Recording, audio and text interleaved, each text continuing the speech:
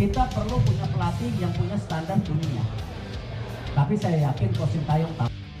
Media Malaysia merasa timnas Indonesia pandang sebelah mata Piala AFF 2024. Erick Thohir izinkan Sintayong tinggalkan timnas Indonesia demi jadi pelatih Korea Selatan. Perpindahan Federasi Maarten Paes lama selesai, Ketum PSSI ungkap ada pihak yang tidak ingin timnas Indonesia maju. Cocok jadi pengganti Sintayong, ini 3 pelatih juara Eropa keturunan Indonesia yang bisa dilirik PSSI untuk tukangi timnas.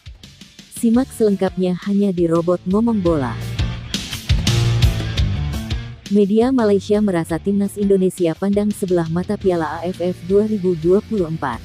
PSSI melalui sang ketua umum, Erick Thohir mengungkapkan rencana menarik belum lama ini. Mereka berencana menurunkan pemain muda untuk memperkuat timnas Indonesia di Piala AFF 2024.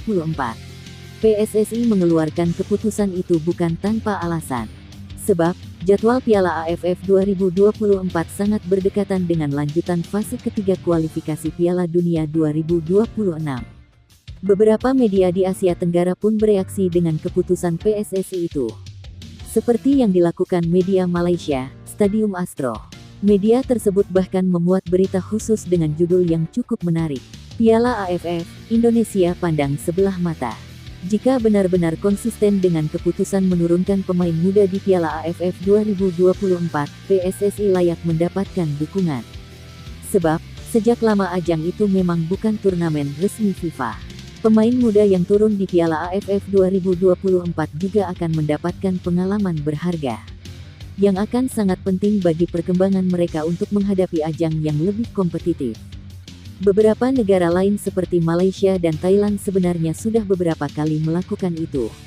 Mereka tak memaksakan memanggil semua pemain kunci di ajang Piala AFF.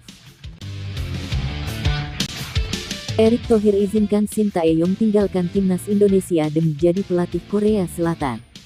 Ketua Umum PSSI, Erick Thohir, mengizinkan Sintayong untuk meninggalkan timnas Indonesia jika Korea Selatan tertarik merekrutnya.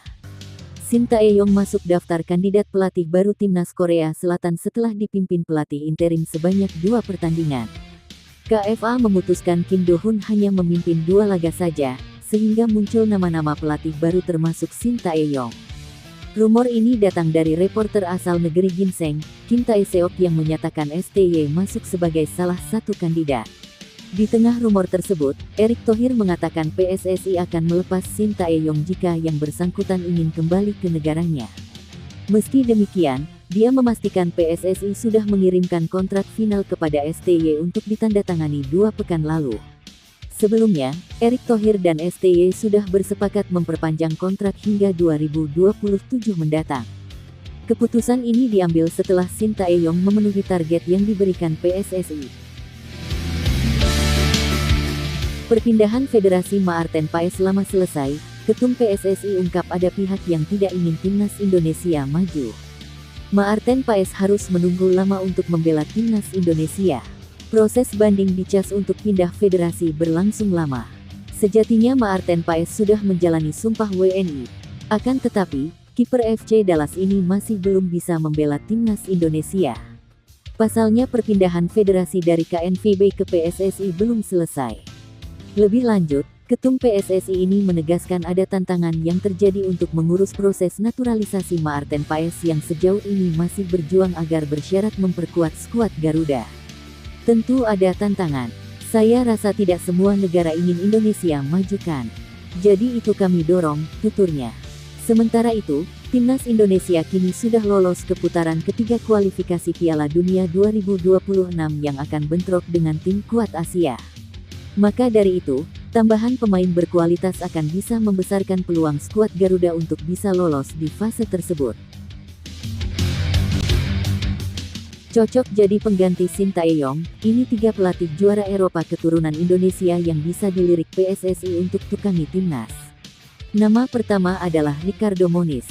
Pelatih berdarah Surinamese, Indonesia dan China punya rekam jejak cukup oke dan bisa dilirik PSSI buat tukangi timnas Indonesia.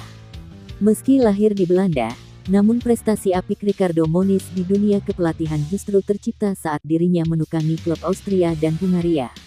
Tercatat, Ricardo Moniz sukses membawa Red Bull Salzburg menjuarai Austrian Cup dan membantu Ferencvaros menjuarai Hungarian League Cup.